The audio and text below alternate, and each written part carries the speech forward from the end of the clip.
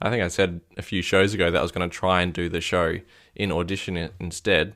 Yeah. I got some way through it and then gave up and just did it in Ferrite for time's sake. Mm-hmm. But I've slowly been learning bits and pieces, and maybe in a couple of shows' time I'll be...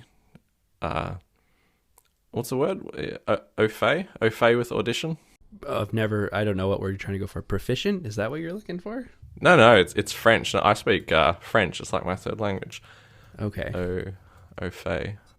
Yeah, au fait, having a good or detailed knowledge of... Maybe my pronunciation is wrong. I wouldn't know because I don't speak French. I basically learned a new word in another language the other day, though. Uh-huh. I learned the word dunny. Oh, yeah? Yeah. Nice. Who did you learn that from? I learned that from watching Bluey with the kids. Oh, you're watching Bluey. Nice. It's such a good show. Oh, it's amazing, isn't it? Yeah. Anyway, I don't know much Do the about listeners it. know what? Except it's The a word listeners don't know what. for toilet. Yeah, that's right. Yeah. And the mom in Bluey thought that it was an inappropriate word for toilet. Yeah, it's a little bit, informal, I think, as the dictionary would describe it. Colloquial, informal, Okay. but very much in common use. Go to the dunny. Yeah. Yeah, that's a new word for me. Glad to hear you're watching Bluey and picking up on some Australianisms. Oh, yeah, I'm disappointed in the number of seasons. I think there's only 2 seasons of Bluey. So I've seen like every episode a few times now. Wow. I've seen a couple of them. I know it's really good. Really? I haven't watched them all though. Yeah. So it's just like on in the background a lot. So I've picked up on a few things. I was just shocked to find out that both the kids were girls. I could have sworn that Bluey was a boy. Just because she's blue? Yeah. I guess. I don't know. Or maybe I just assumed that a family in a TV show is going to have a boy and a girl. Right. Yeah. And yeah, they're young enough that until it was spelled out for me in an episode, I didn't know between Bluey and Bingo if they were boys or girls. So have you got any Bluey plushies? I do not. I should get some. I don't even know if that's something I can find around here. I've never I'll seen have to any. send you some then. Okay. I don't think I've seen any Bluey toys on shelves around here. Just give it time. I'm sure merchandising will kick in. Mm-hmm. I did get a great, like a tent for the kids the other day. It's you just set a box fan in it and it like inflates up like one of those, kind of like a holiday decoration, like the inflatable yard decorations. It blows up like that, but it's like a big circus tent shaped thing, and the kids are playing in that. Oh, that's awesome. Yeah. Cool. So I want an update on your robot vacuum. How's that working? I just paused it actually to do this show because I thought it might finish in time, but it hasn't really. So it's kind of standing next to me at the moment in pause mode. It's going really well. Good. I don't know if there's anything else to add really. It's the map has gone screwy in the app only once more since I last spoke. But like I said last time, I don't really rely on the app. I mean, it's nice to have it just so you can sometimes go in and say, "I just clean the kitchen," but the house isn't really big enough to need that. So if you just do a whole house clean and like close the doors to the bedrooms and stuff, then it just kind of does the whole house pretty quickly anyway. Okay. I still run it mostly via the HomePod, which is great, or the Siri shortcut. Mm-hmm. And I can see now why it would be nice to have it like a rubbish collection point for it just to dump its rubbish, so that you only have to worry about that like once a month instead of once or twice a week. So I can see why that's a feature on some of the really expensive models. Mm-hmm. But apart from that, I don't think there's anything lacking. Yeah, it's good. I'm surprised that you're at once or twice a week. When I had mine running, it was like daily. I had to empty it out. Well, I don't even run it daily anymore. Oh, okay. I did when I first got it because it was so cool just to do it. But I think we're only at like maybe 3 cleans a week. I wouldn't have thought that I need to run it daily, but every time I ran it, it would fill up with junk. So I'm like, oh man, my house must be really dirty. It's crazy how it finds so much dirt. Yeah. I don't know where it's all coming from. And it's all like that, the stuff that just looks like fluff when it's all collected. Like, what even is it? Is it just dust? Yeah, it must be. It's so simple. Do you get a lot of dog fur or anything? Well, I mean, the dog fur was the whole reason that we got the damn vacuum, because once we got a dog, the house was just like coated in dog fur all the time. And I'd never felt the need up until that point. But I don't even see like dog fur in the vacuum. I mean, there's no dog fur on the floor anymore, so it must be in the vacuum. But maybe that's what I'm seeing, and I think is dust. But it's not like it's grey dust. It's not black. Yeah, I don't have dogs, and I color. get the same stuff. So Okay, you're just learning. You've been living in filth your whole life. pretty much. Yeah. Gosh, it's been disgusting. Yeah. Apparently. So yeah, I definitely recommend this model. The Viomi V2 is the cheap one I got. And they have more expensive models. Xiaomi offshoot, right? Yeah. Okay. Yeah. Maybe I'll give the robot floor vacuums is another go. Sorry, you give So maybe another I'll go. give robot vacuums another go. It's been a couple years since I tried it out. Mhm. Maybe it's gotten better. Yeah, I don't know what it was like before, but it certainly is fine now. I'm trying to see. Have you ever seen the YouTube channel Vacuum Wars? I probably have spoken about them on the podcast before. Possibly. I did, of course, watch a lot of YouTube prior to buying the vacuum. Okay. So whenever I've bought any vacuums in the last, I don't know, 10 years, maybe not quite that far, 5 years, I've always checked the reviews on Vacuum Wars because they got pretty in-depth testing of like every vacuum ever. I was just looking to see if they had Viomi. Is it Viomi? Yes. Okay. I'm not seeing any matches on the channel. They might not review the ones that are super low end. I don't know. Anyway, Vacuum Wars. For people who want to compare vacuums, even if you aren't in the market for vacuums, I've somehow been very entertained by just a guy vacuuming the same room over and over again. I can imagine. It'd be great. And he dumps sand on the floor, and he uses different vacuums to suck it up, and then he weighs the bins to see which one got like a more higher percentage of the sand. And such a scientific approach. I love it. He's got a room that's like got different things like nailed into the wall, sticking out at different heights, so he can test like what the lowest height the robot vacuums can fit under is, and it's pretty neat. Oh wow. Yeah, the height of things that I buy and that go on the floor is a consideration now, because if you want it to be cleaned under, then it has to be above a certain height, and if you don't, then it needs to be below. And there are a couple of things in the house which are like a really awkward right bang on the height, which sometimes it'll manage to squeeze under and sometimes it doesn't. And occasionally there's this like kid's book stand which gets dragged around the house by the vacuum because it got under, it doesn't get out. All these things. That sounds like it's a pretty strong vacuum to be moving a bookshelf around. It's the book stand, like it'll probably hold like barely a dozen books, so it's not that heavy. Yeah, but all these things to consider. And cables, you don't really want cables lying around on the floor anymore because it can get twisted up in cables. Right. The floor is just generally much freer of debris than it used to be. Like you said last time, like you got into the habit of just putting everything away at the end of the day, so that the vacuum could run during the night, and you end up just having like a neater, tidier house.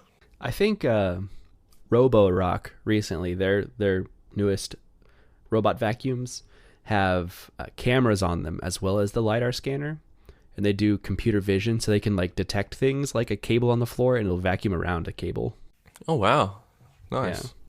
I guess that's what you're paying the big bucks for.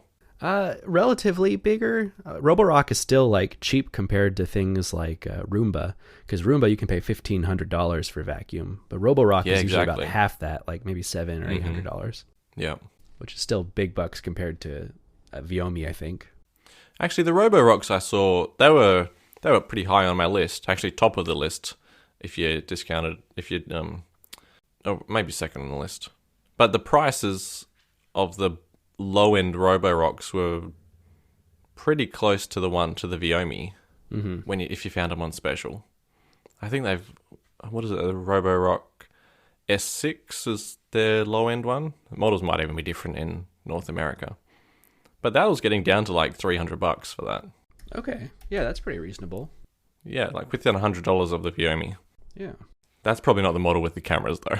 No, I think S6 is the one before that. Okay. Yeah, S7 has the computer vision. Yeah, that's a few hundred more on top. It looks like maybe the S6 Max V might have it as well. Yeah, it does. What about the S6 Pure? I love these names. Nope, just it's LiDAR. like iPhone 12 Pro Max. Mm-hmm. Just keep adding modifiers. It's like the Samsung Galaxy Z Fold 2 5G. Ultra. Yeah. Topics-wise, I didn't really find a whole lot, which is ironic considering we just had WWDC and there's like a billion things to talk about. Yeah.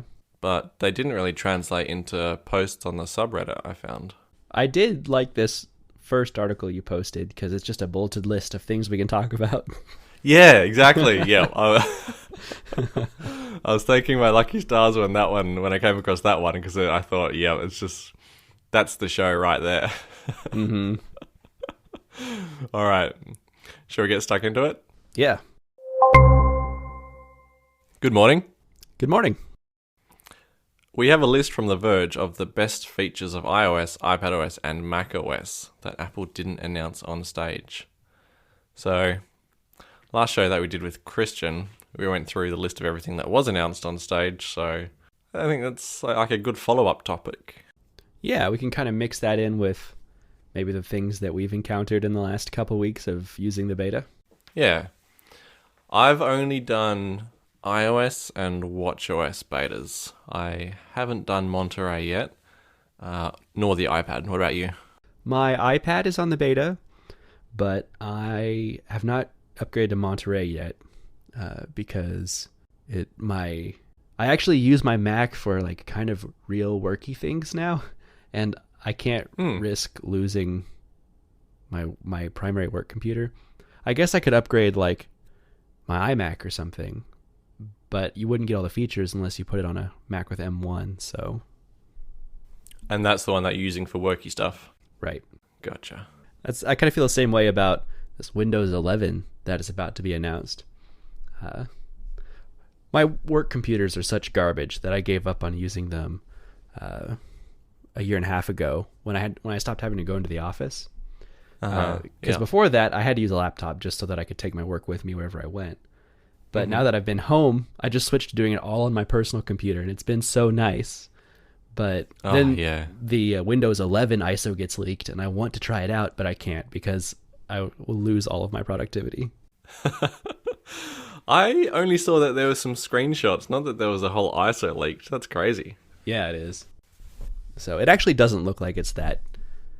I'm sure there's a lot that maybe hasn't been announced yet or isn't in this ISO, but it looks like a reskin of Windows 10 without too much else changed. I was under the impression that Microsoft was just doing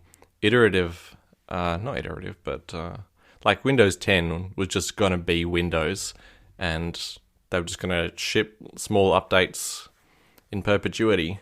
That's like what there they was never said. going to be a Windows 11. Yeah, that's what they said. Said that. Yeah, okay. Yeah. They said that like 5 years ago. But I guess they realized that people aren't getting excited about like little incremental Windows updates, and that they want to get people excited, they got to put a new number behind it. Okay. Do you really have to be excited about it though? No, definitely not. No. I guess we get excited about macOS updates though. Yeah. I mean, I think I'm trying to think back to like when the big Windows updates came out. Like went from Millennium Edition to XP to Vista to 7. Like those are usually accompanied by major overhauls, especially like the XP to Vista, where it's like, if I want to run Vista well, I've got to go buy a new computer. And maybe that mentality has been lost over the years, and they're trying to get a new operating system out. Maybe people want to go buy like new service devices or something. The hardware overtook the software at some point. Like it used to be that the operating system would like struggle to run on the hardware that was new in the year that the OS was released. Especially with Vista. Like I think Vista was even like 2 years ahead of the hardware because of all the translucency and aero crap that they put on. Yep, it was pretty bad. How ugly they made it.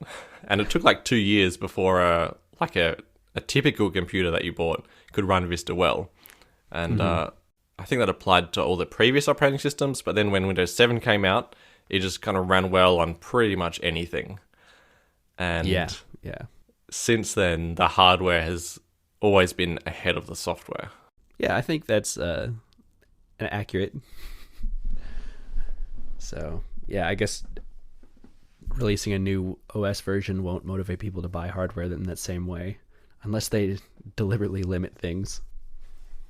Yeah, such as Apple with Monterey and releasing only certain features for Apple Silicon Macs. Is that what you're thinking of?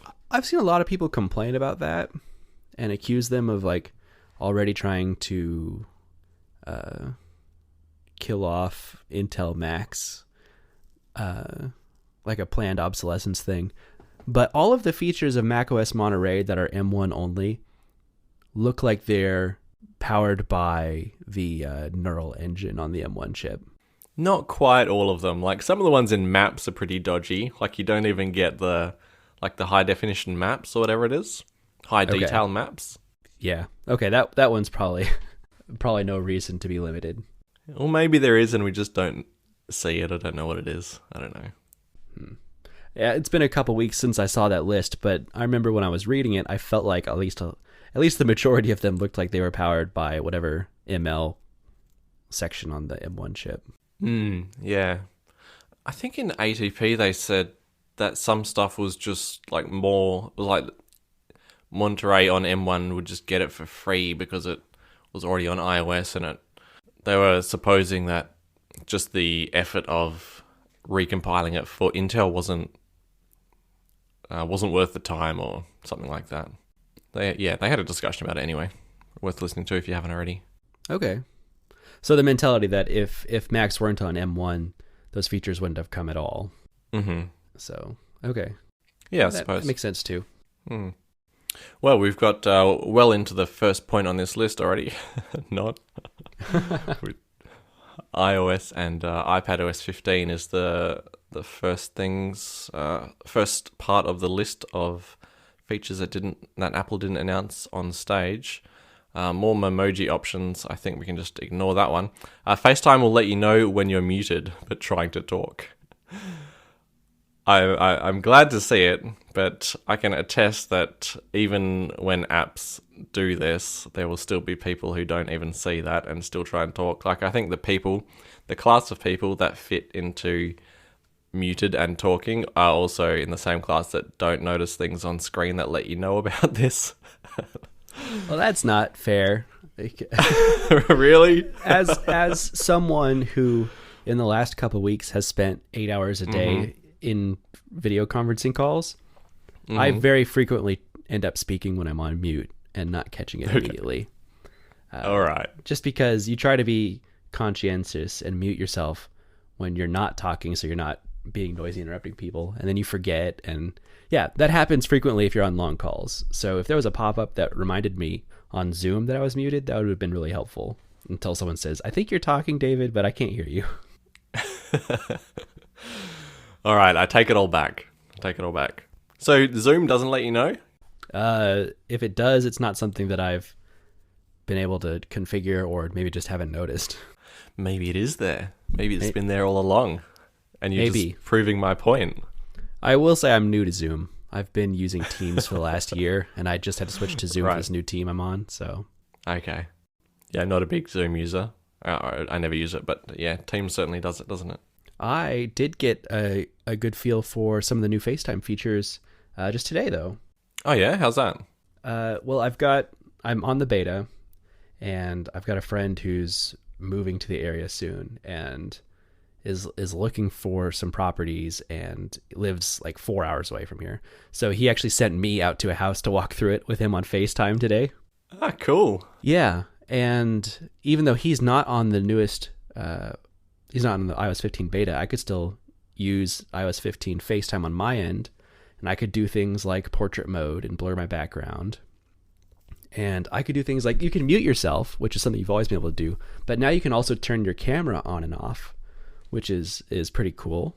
I tried out web links. That's already live. You can already join FaceTime calls from the browser. Mm-hmm.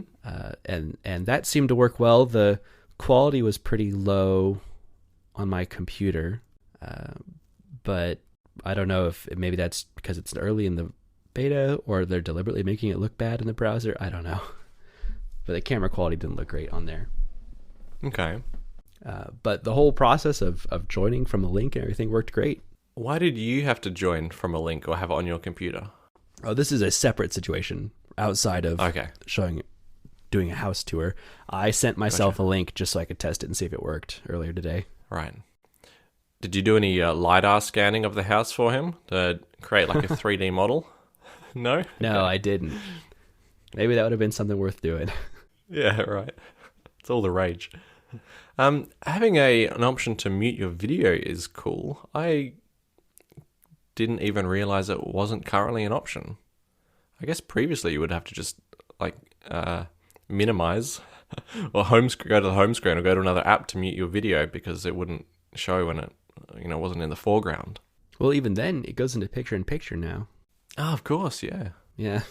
So I don't know if there is a way to freeze your video anymore, or until this toggle's been added. Mm-hmm. Okay, and portrait mode has worked as well, so that's cool. So that's going to be sending it your FaceTime features to the other phones. I suppose none of the share play stuff would work at the moment because that would need the other person to also be on it. Right. Yeah, I tried even just like hitting the share screen button, but it was disabled, and I assume that's because he wasn't on 15. Yeah, for sure.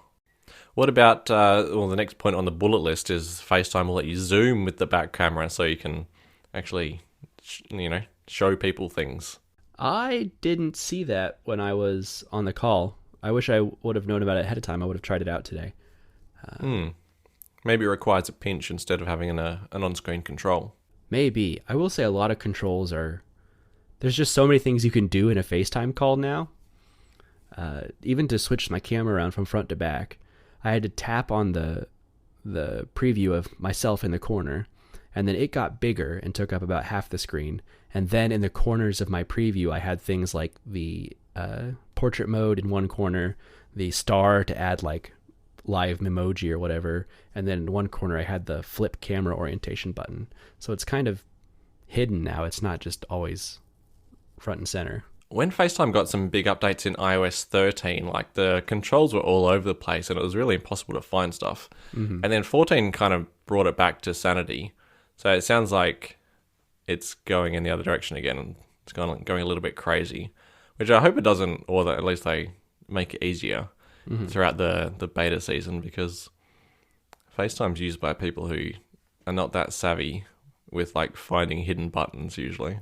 There's just so many things you can do now. You've really got to decide what the most important ones are. And it seems like they've decided at the moment the end call button is always there.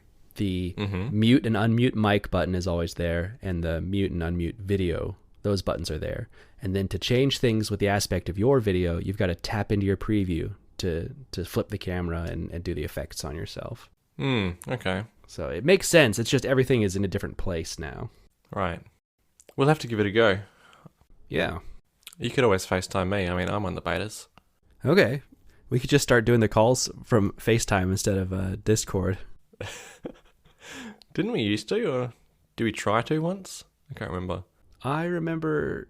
No. When we started this show, group FaceTime calls weren't even a thing.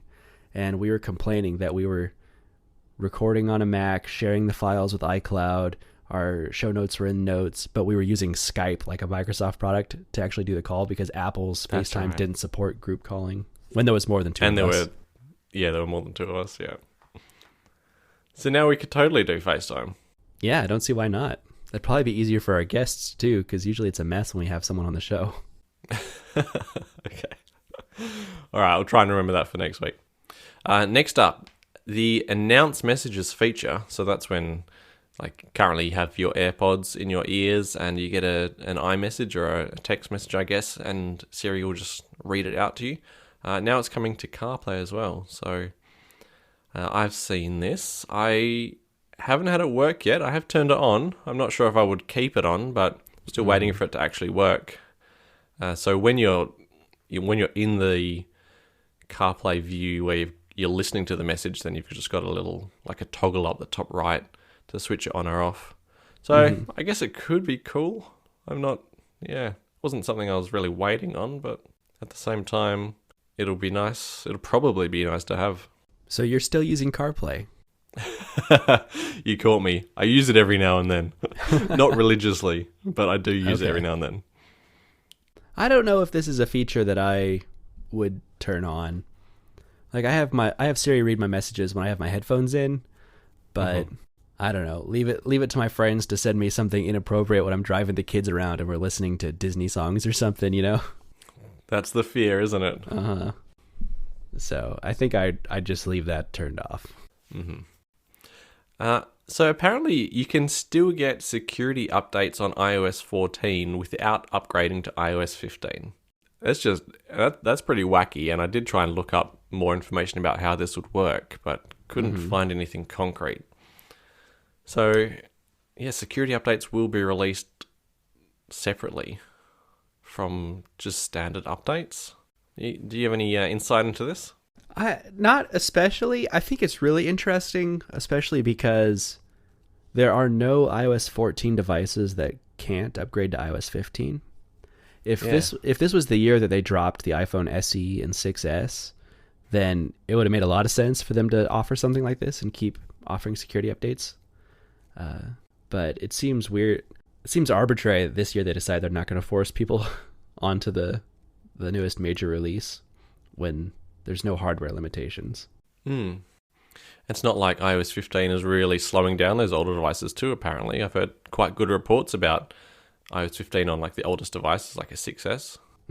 Yeah, I haven't heard any complaints. Yeah. So we'll see if that actually... I don't imagine that's going to lower the number of people upgrading by very much, if at all. We'll probably still see 70% adoption rate in no time. Yeah, for sure. Find My will be able to track your iPhone when it's off, or even after it's been factory reset. Yeah, this makes sense. Something will stay awake.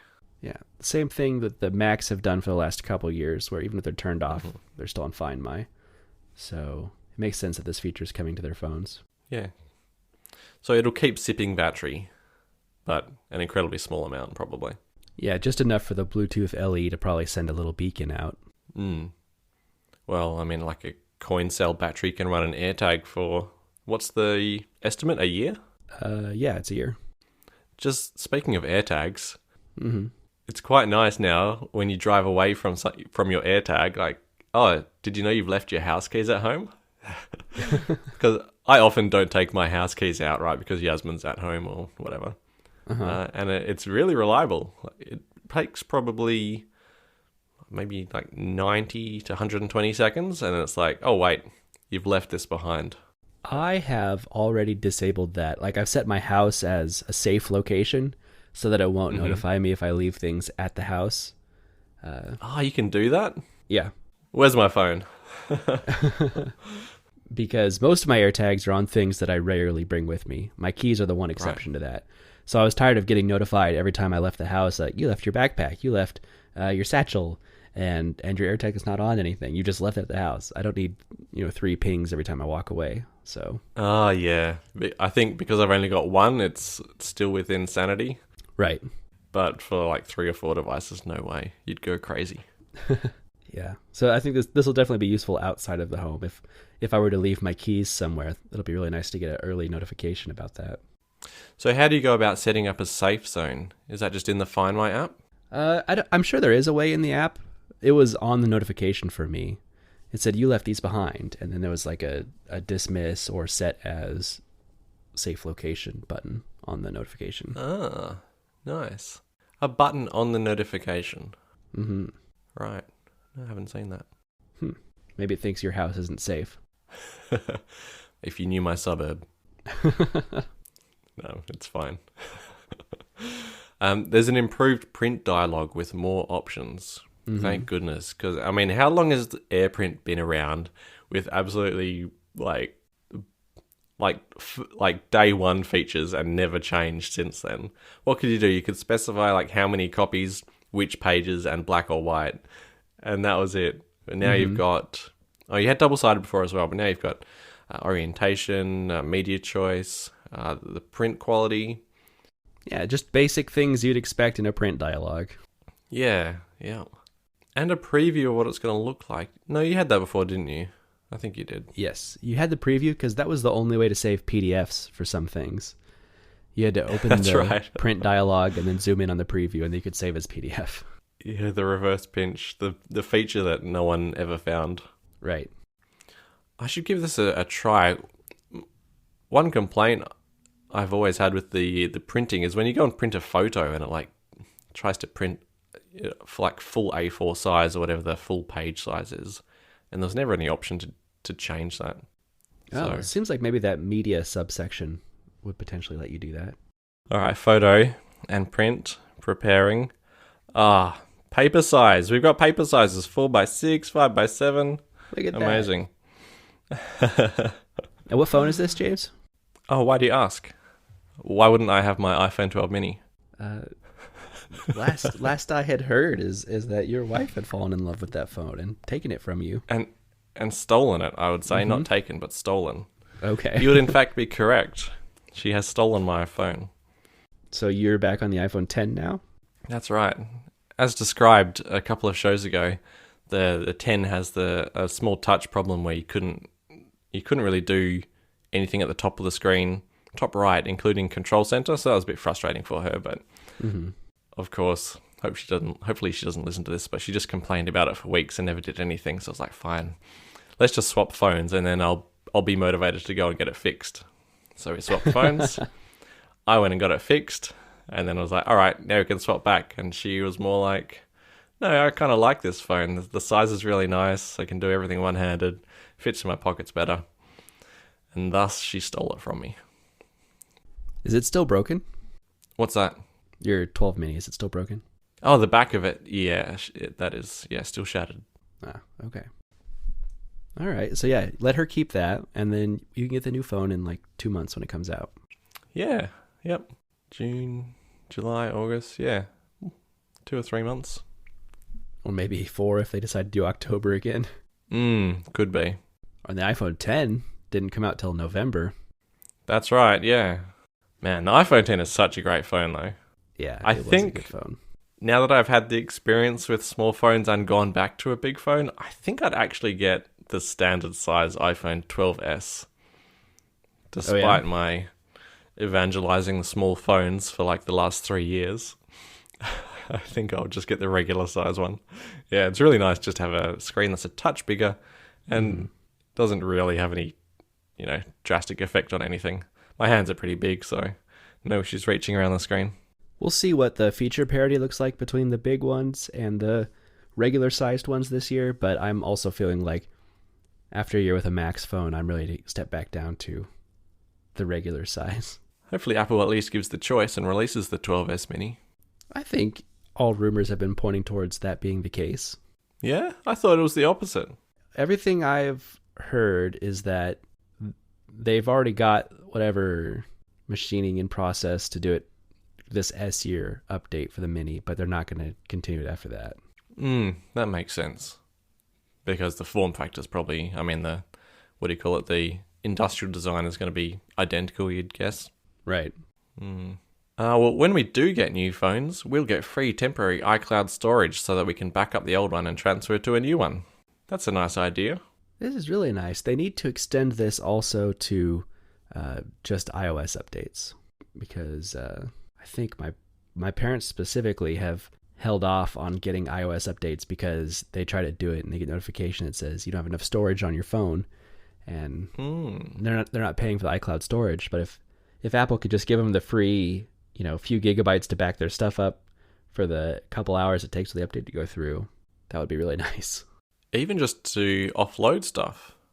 So do you know what it is that's taking up the space? Because there's already the feature to like temporarily offload apps and app data and then pull that back.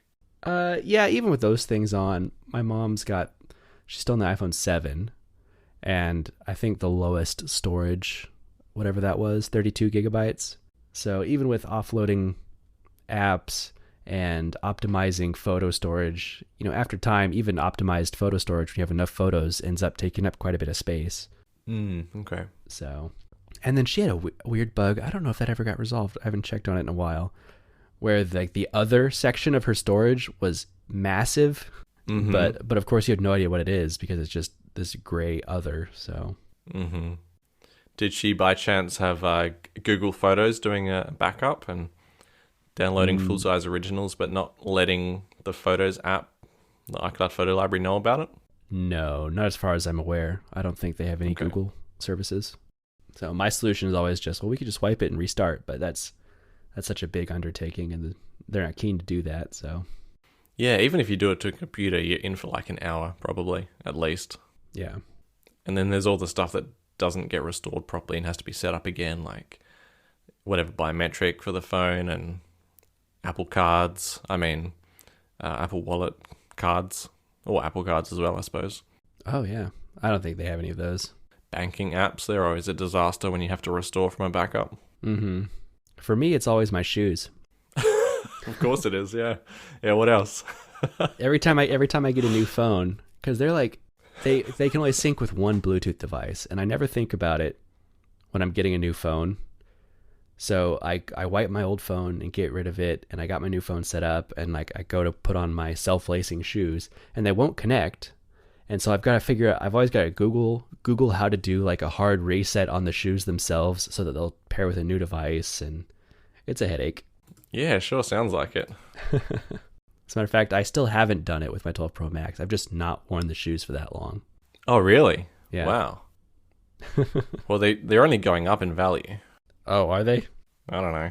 I don't know. You're the sneakerhead. I'm not a sneakerhead. More so than I am. Next up, leaving and arrival times are coming to Apple Maps. I don't know what that means because we already have time to leave. Probably should have done my research and actually read up about it.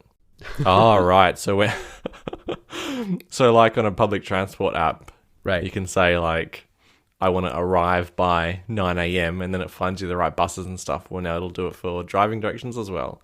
I guess it'll take into account traffic and whatnot. Okay. Cool. Yeah.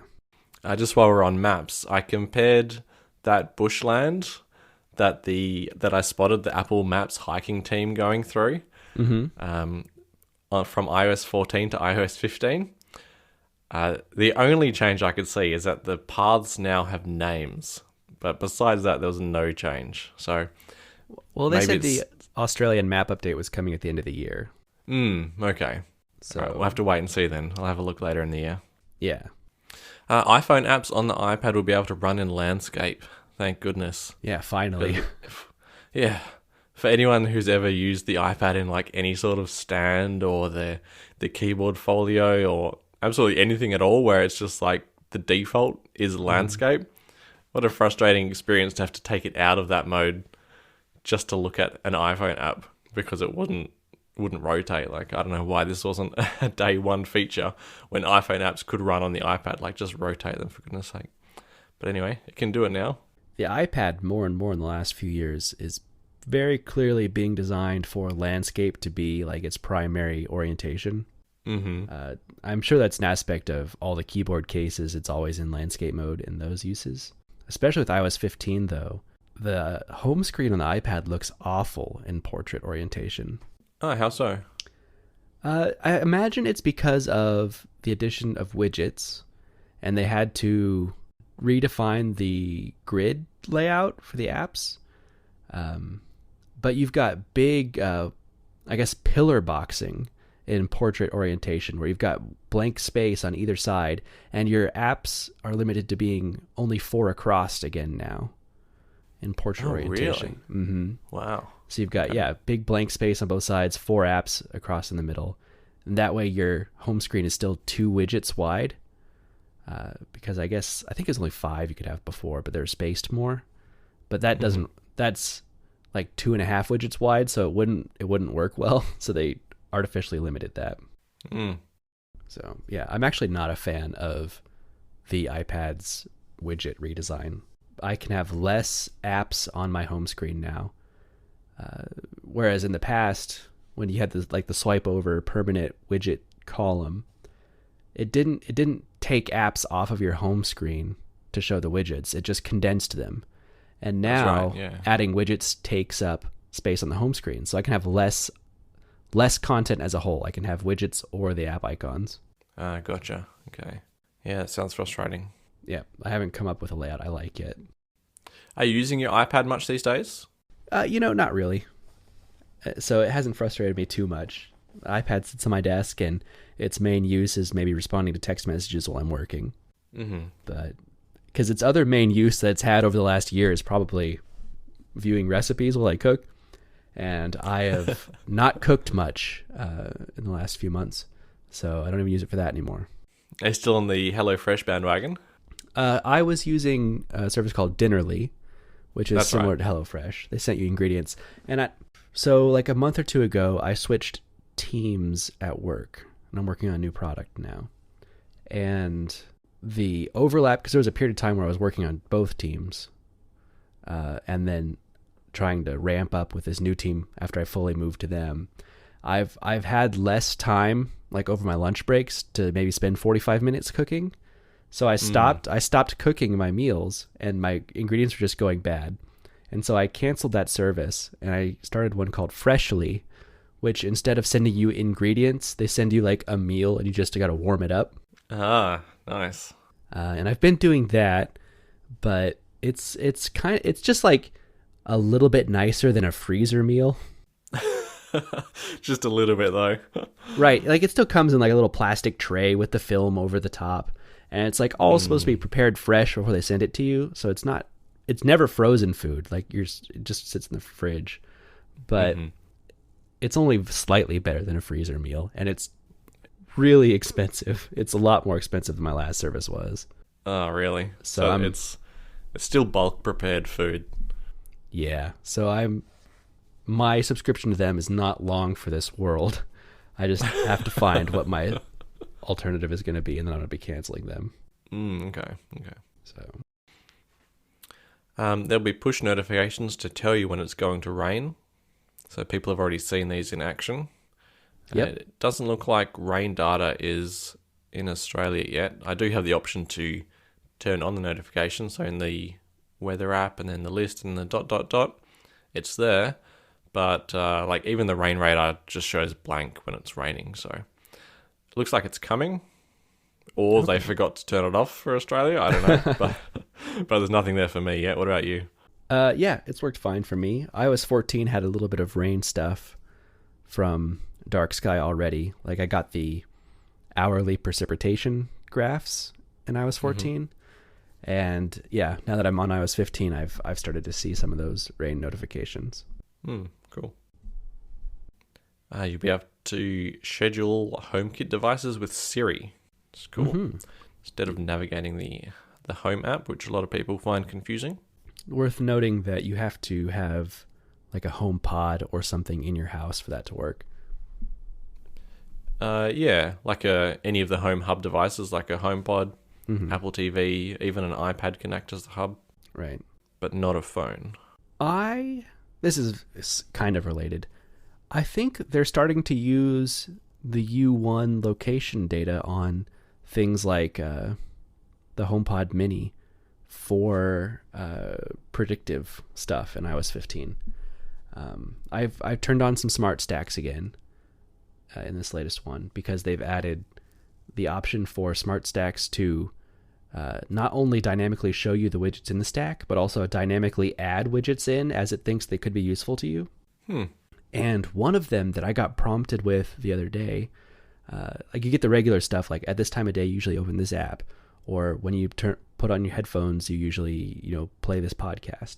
And I get those, but I got one that prompted me with an app. I don't remember what it was, but it said it was based on my location in my home. Like the room inside your house. Right. Whoa. So I don't know how it'd be going off of that because I think GPS wouldn't be accurate enough. So no way. I'm wondering if it's using the U1 or proximity to Bluetooth devices. I don't know, but that was an interesting prompt. Yeah, cool. That's awesome.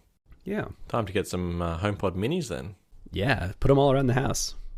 Yeah, at least 4. Mm-hmm. Yeah, just so you can outnumber me. Yeah, then I'll have 5 HomePods. Well, we'll be tied Oh if wait, you no. have 5. If you count minis and maxis, you've got more than that, don't you? I have 5 total, yeah. Yeah. All right. I need to get. Yeah, I need to get 5 minis then. That's a small investment. That's still less than a AirPods Max. Which is ridiculous. Yeah. Safari's getting pulled to refresh. It's cool. Yeah. I didn't know that until I read it here, and then I went and tried it, and it works as advertised. Yeah, same here. I was very happy to see that because I was initially frustrated that the refresh icon was hidden behind an ellipse in Safari. But now that pull to refresh is there, I think I'm fine with that. Yeah, it's fine. It's probably going to take me 3 years to remember it's there reliably because it hasn't been there for so long. And they'll redesign Safari between now and then. Yeah. Yeah, it'll be gone. Yep. Yeah. Accessibility, text size and contrast set on a per app basis. Cool. EXIF data and adjusting photos EXIF data, like the date and time, is now in the Photos app. That's pretty goodness. Cool. That is really, really so cool. good.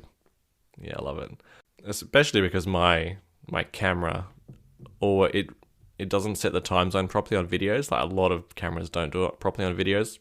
So I have to adjust the time on every single video that I record on the actual camera, not on the phone camera. I'm talking about a physical camera. And yeah, so it's nice just to not have to go to the computer to do that. And yeah, EXIF data, I love it. As someone who takes a lot of photos. Previously, I used a really good app called Metapho, but you'd have to go into the share sheet, then it would have to download the full-size original of the photo, and if it was RAW, that's like 30, 40, 50 megabytes. It takes ages, so handy to have it all there. Panos on the iPhone 12s will have less distortion. Moving subjects should look better.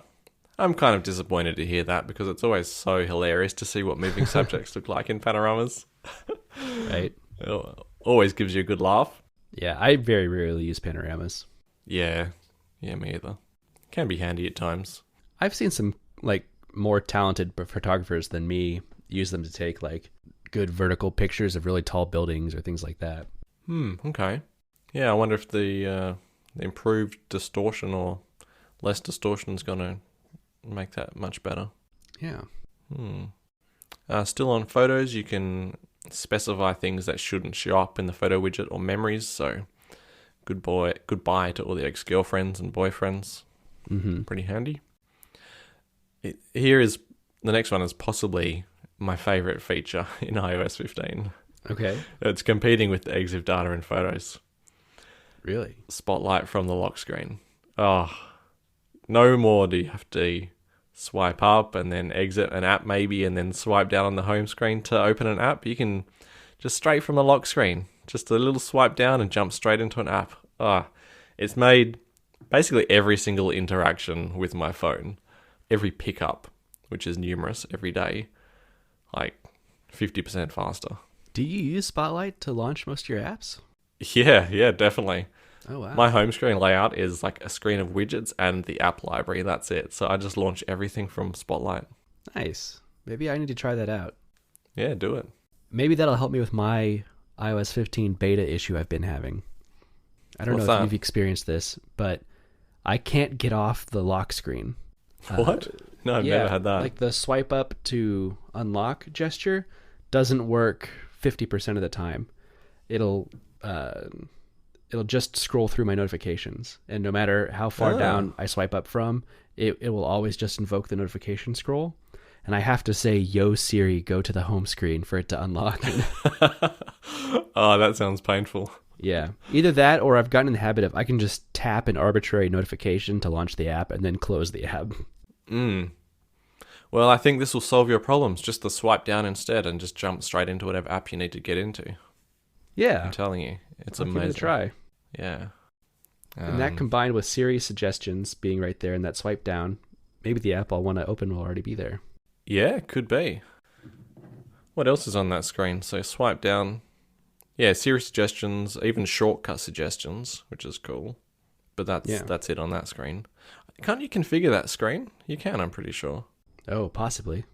I've very rarely used Spotlight, so Not something I'm used Really? with. Wow. I've got my home screens laid out in such a way that I know where everything is. That I never have to search for it. I suppose that's one way of doing it. Probably the more sane way of doing it. The way iOS has conditioned me to do it after years of not having like an app drawer to just throw junk in. Mm-hmm. Yep. My problem Brazil's getting... Sorry, go on. my problem with throwing everything in an app drawer is that I probably just wouldn't use most of my apps. The only reason 50% of the apps on my phone get used is because I see them on my home screen and think, oh, okay, I'll open it and see what's new in there. But if I didn't have the app icon reminding me, I wouldn't even ever think to search for it to open. Yeah, I do find that, but kind of do it on purpose for that reason. Just trying to keep my screen time down and that sort of thing. It's just nice to not have the app there. Yeah, that's probably the healthier way to do it. Yeah.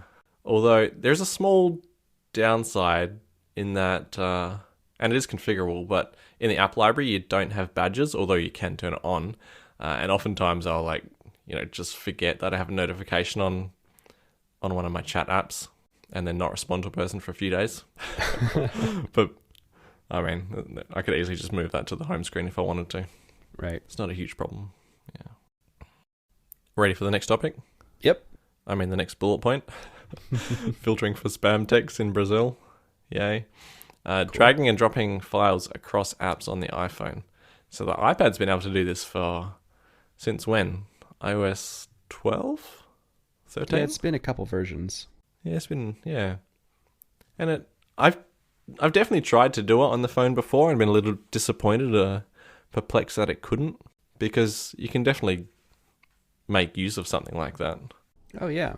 And I think... And the tech was there, so... Yeah, maybe closer to when the feature came out on the iPad, people were able to like trick the iPhone into doing it in certain situations. Yeah, but you could, it clearly right? wasn't supported, and it didn't work for everything.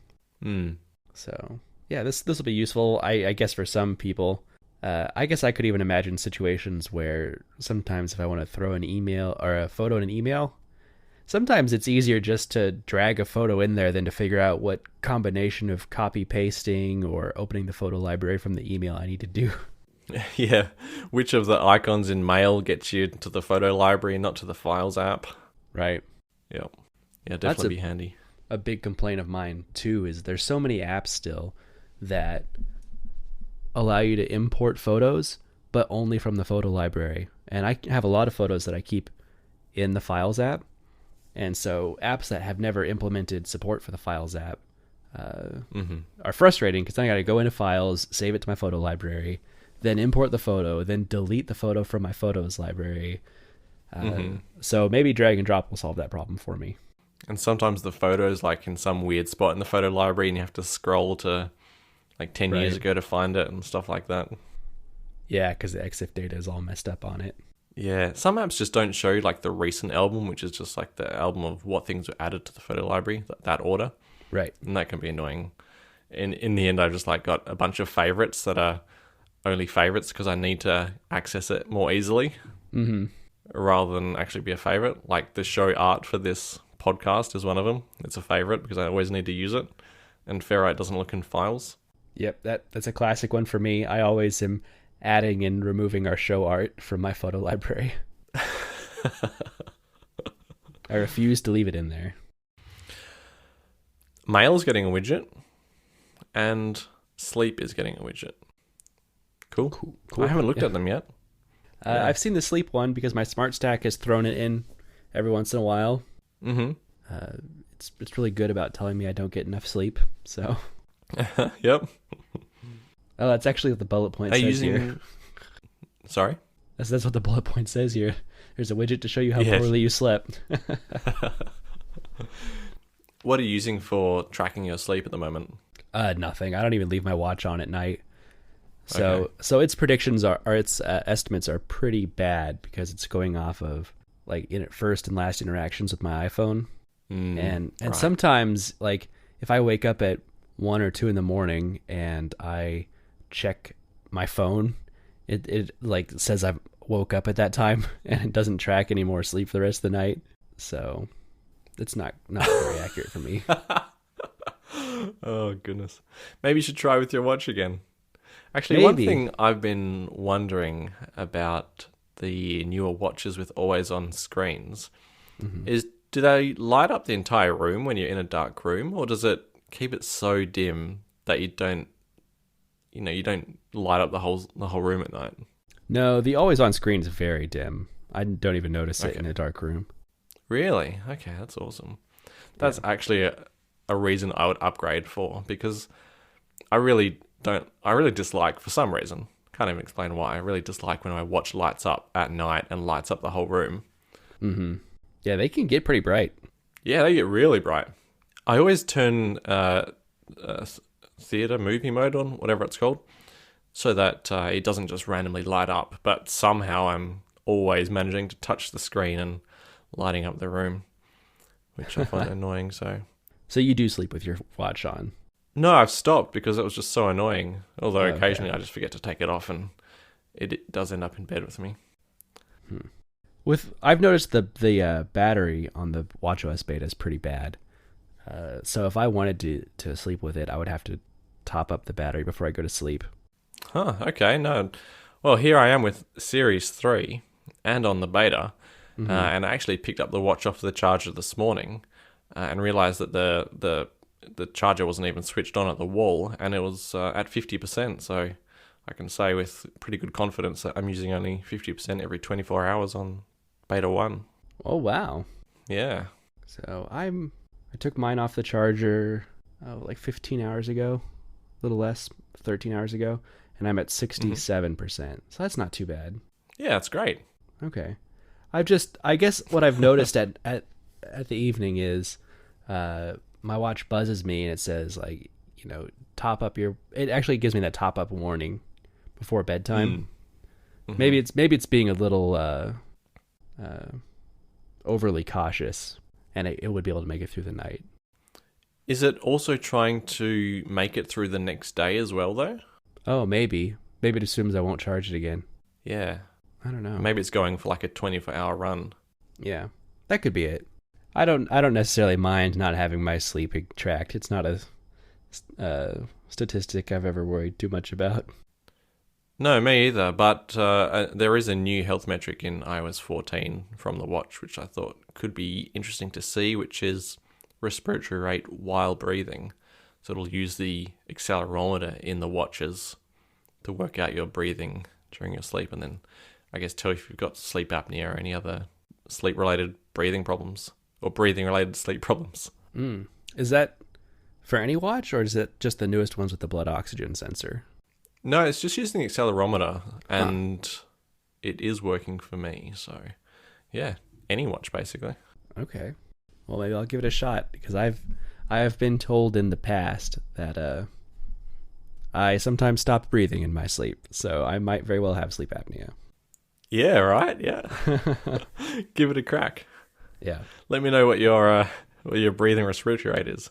It's very personal data, but I'll share it with you, because we can do that in the health app now.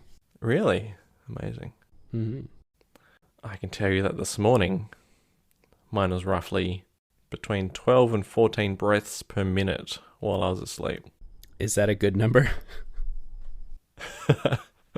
Does it give you any kind of indication? No. A lot of the metrics, it does give you an indication on what's good, but this one, it doesn't. Huh. I did look it up, though, and I think it said something like between 10 and 20 is fine, so I think I'm in Okay. a good spot. Yep. But I was going to wait for like a few more days at least of data. All right. Yeah, I guess I'll have to give it a shot. iPad's getting the ability to tab through text fields and buttons in apps. Thank goodness for that. That was always a bit of a hand behind the back moment for the iPad there. Yep, that's nice. Eye tracking hardware for the iPad as well, for accessibility. That's the last one for iOS and iPadOS, and on to macOS Monterey. You can use an animated memoji as your profile picture. Actually, I'm not sure if it's animated all the time, but if you get your password, it'll shake its head, which is... I just cannot wait to try it. It is a little it sounds- animated, because you Awesome. walk up to the computer and it looks like it's asleep until you start interacting with it, and then your memoji wakes up, and So it's pretty cute. Call me crazy, but I would jump on the Monterey beta just for that. All right. Yeah, you're crazy. All right. I'm not sure I'd even see it though with Apple Watch unlock. Often the computer's unlocked before the screen's even awake properly. I don't know what the conditions are that make a Mac prompt you for your password, but the majority of the time that's what happens. I'll sit down at my Mac, it'll say, you need to enter your password to enable Touch ID, which I think whatever enables Touch ID is the same thing it enables unlock with the watch. So I usually have to type in my password. Okay, that's weird. Yeah. Maybe it's just how long it sits. Because if I use it a lot throughout a day, it'll unlock. But if it sat for a couple days, which is usually the case between uses, it prompts me for my password. Ah, okay, right. Yeah. Does the phone do that as well? Like if you haven't picked it up in 24 hours, it asks for the passcode? Well, I have no idea. I've not picked I up have a sneaking. Yeah, right. Who does? But I do have a sneaking suspicion that there's some sort of timeout like that. I'm sure you're right. Yeah. Yeah. Still in Monterey, a software microphone indicator light. Cool, just like on iOS. A better file copying interface with the ability to pause and resume transfers. So no more Finder extensions to get like basic Finder functionality like that. Thank goodness.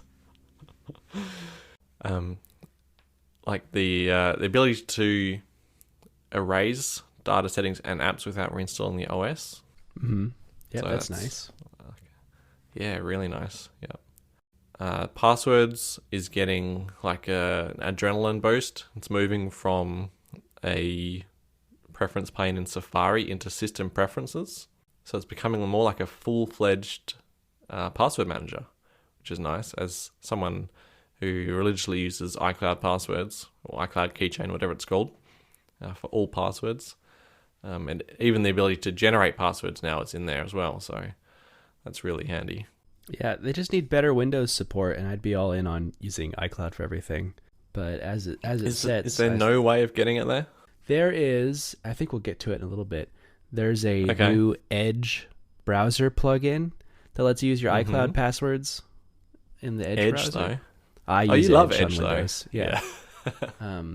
But it's still not quite good enough for me because if I'm not in Edge or anything else, there's no way for me to... I need a standalone application to manage my passwords on Windows. And until Apple has that, I can't use them solely. I have to use one password. Okay. Yep.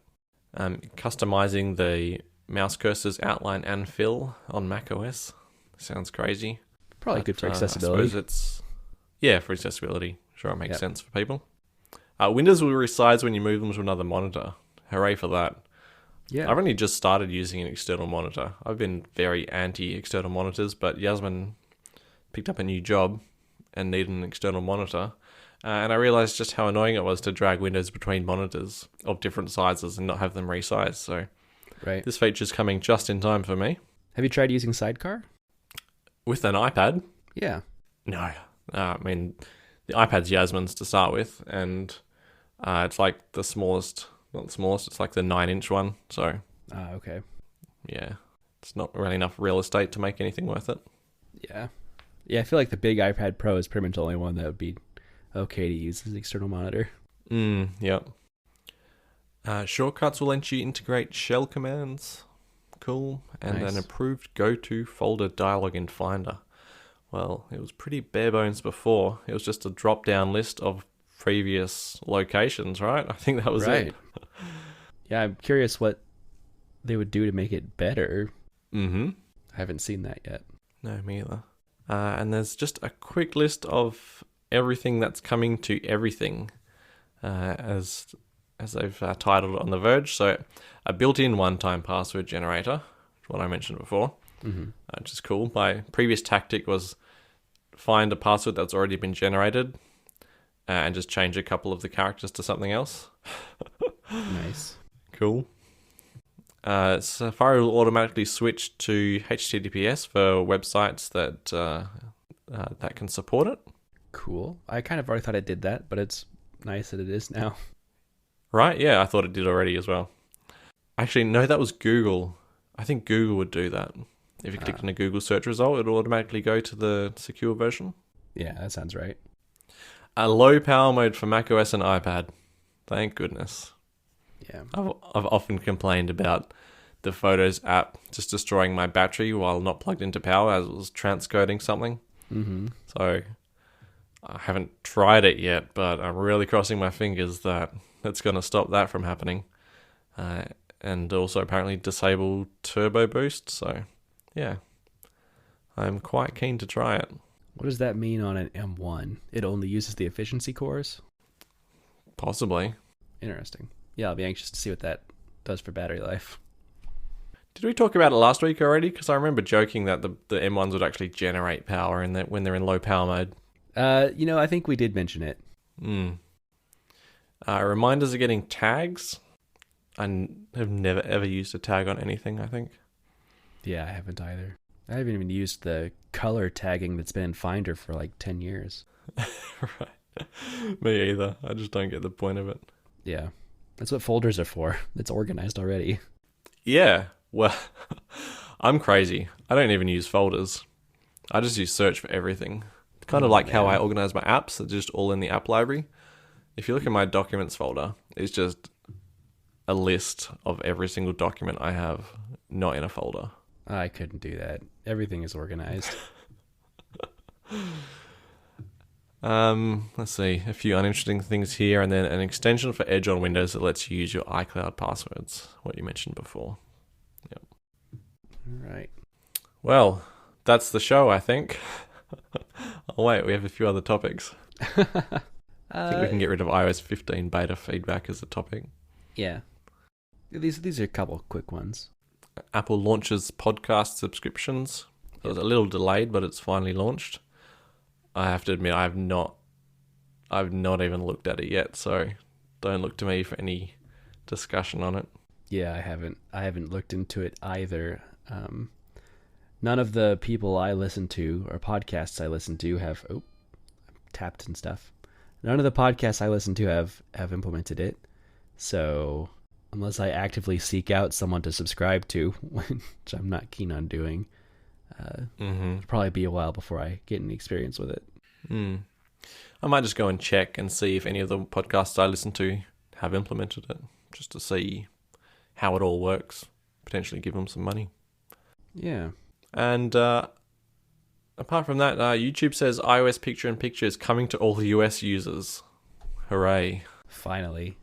After Picture-in-Picture being implemented, iOS 9 on the iPad at least. But why? But US users? Really? Well, yeah. Picture-in-Picture is illegal in Australia. That's what I heard too, yeah. It's Yeah. too dangerous. Yeah. Yeah, I don't know. It's crazy that they've waited this long to implement it at all, so I don't know why they're being so stingy with it. Maybe it's just a trial of the feature, see how it, maybe it's A/B testing and A is the United States and B is the rest of the world. Yep, probably. I know for a long time, I think even right now, the picture-in-picture functionality is like currently available for YouTube Premium subscribers. So I know they've been worried Is it? about. I've seen some people with it commenting that it works already if they have YouTube Premium. I guess I can try. I've got it. I've recently become a YouTube Premium subscriber. It's so nice. Like, I subscribed to it when it was, first came out and still called Red. It doesn't work for me. Right.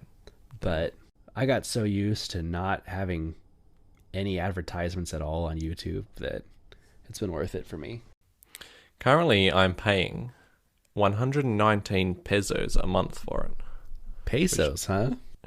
Yep, which is equivalent to $1.67 Australian, which is probably equivalent to like $1.20 American. Is that Mexican pesos? Argentinian pesos. Argentinian. I don't know if that's different. I think they are, but is that because your account is localized to Argentina or something? No, it's actually quite trivial just to make a VPN to another country and then add your billing. Oh, I see. And that was the cheapest rate? Is that what you're saying? Yeah, could have been. Could have been. That'd be an interesting coincidence. It'd be a complete fluke if that happened to be the case. Yeah. I think India used to be like the hottest place to do it, but now Argentina is. So okay. I've only just become familiar with this process for getting YouTube Premium at a discount. So we'll see how long it lasts, and cross my fingers that I don't end up paying with like cancelled Google account. Speaking of changing your location, the iCloud Plus secure relay feature behaves weirdly with two-factor authentication on Apple accounts. I've found that the devices that I have the secure relay on, when I try to sign with an Apple account, I'll get that notification that someone's trying to sign in, but instead of being my location, it's like somewhere in California or something. Okay, because one of the endpoints is probably in California. Right. I guess they might not have turned on all the endpoints yet. Well, I'm not sure 100% how this works. I'm not sure that they'll be able to account for this because I read just the smallest amount on how secure relays work versus VPN. Mm-hmm. And it seems like one hop you're going to Apple and one part of your request is encrypted, like where you're going. Apple doesn't know what website you're going to. Mm-hmm. And then it jumps from Apple's relay to a different relay, and that relay doesn't know where you're coming from. It's like what your IP is. And those two separate encryptions together make it like impossible for you to be tracked, or for where any one party knows who you are and where you're going. Right. So I'm not sure how two-factor authentication could ever account for that. When you say the first hop is Apple, yeah, I don't know if it's actually going to be Apple or just a different CDN, because like Apple doesn't have a presence in Perth. So right. It's probably going to like AWS, and Apple says that's them because it's their servers on AWS, and then going to Cloudflare after that, and then onwards. Yeah, you're probably right. Because they said that the localization thing, the source of the traffic is going to no longer be like your specific IP address, but it'll be the city that you're in. Oh, okay. Which would mean the endpoint, I guess, or the endpoint would have to be pretty local to you. Mm-hmm. And so for it to say California now, I'm thinking they just haven't enabled them all.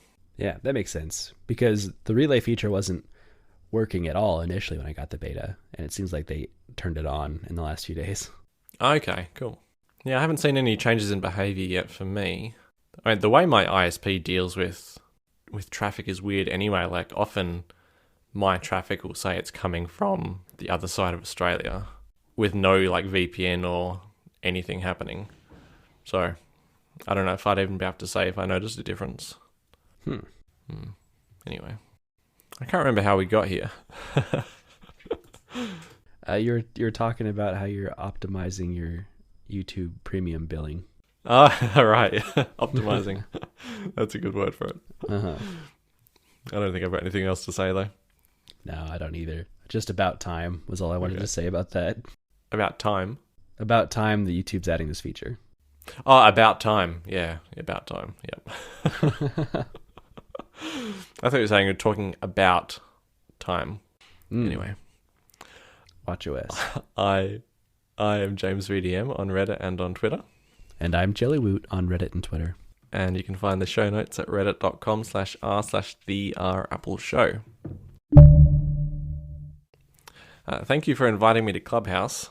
Have you found it useful? Have you listened in on anything yet?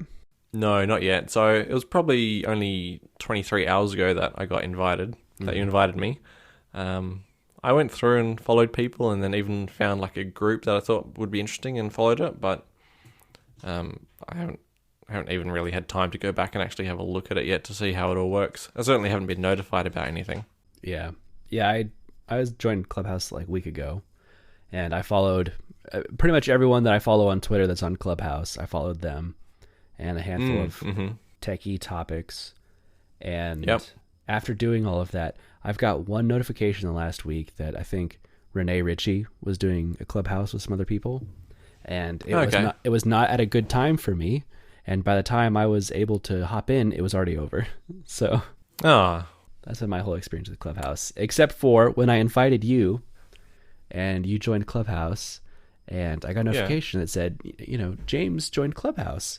And so I tapped on the notification, thinking it'd take me to your profile so I could follow you, and it immediately started a call with you, or a Clubhouse chat room. Did it? Yeah. I didn't see anything about that. Okay. Yeah. I'm surprised you didn't get a notification, because it started a Clubhouse chat room, and it said I was waiting on you to join. And maybe I quickly left it so that you didn't get that notification sent to you. Yeah. But not the expected behavior when I tap on a notification like that. No, it's rather horrifying behavior. Uh-huh. What if, like, some sort of celebrity joined, and then you got a notification and tapped on it, and it, like, started calling them? Oh, I don't know. I think it has to be someone in your contact list, or maybe someone that I invited to Clubhouse. Okay. That I got that prompt. My contact list is full of celebrities, though, so problem yeah. still exists. Yeah. So, yeah, because it said something along the lines of, your friend James just joined Clubhouse. Welcome them, or something. And so Welcome them with a surprise phone call. Right. Yeah. So you're on the watchOS beta. I am, right? yeah. Do you still have my watch app on your watch? No, long gone. I don't even have the same watch. Well, I didn't know if it maybe reinstalled when you set up your new watch or anything. Oh, I wasn't on the test flight or anything, was I? I was just on the App Store version. I believe so, yeah. Yeah, okay. No, when I get a new watch and stuff, I don't even typically restore from a backup. I just set up from scratch, so yeah. That's my experience with this beta. I had to do an update to my app because context menus have just finally officially completely broken, like the force touch to show those menu options. Mm-hmm. So I had to figure out how to pull those out and make them more obvious in the interface. But even after that, my experience with my watch app is that it doesn't work in the beta. Like if I try to play a sound, it doesn't work. But people without the beta says it is working. So I trusted that, and I released the update to the App Store, and Apple let it through. So I assume that means it's okay on like official versions of watchOS. Okay, yeah. Pardon the question, but what's the name of the app again? How rude. I know. Sorry. It's called Wrist Pipe. That's right.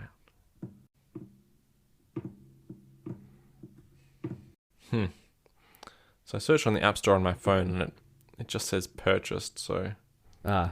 I suppose I have to do it on the watch if I actually want to get. And that's ridiculous, really. Like, just give me a button to add it to my watch, for goodness sake.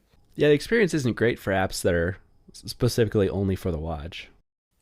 How are you liking the new messaging sort of features on the watch? I haven't really used it at all.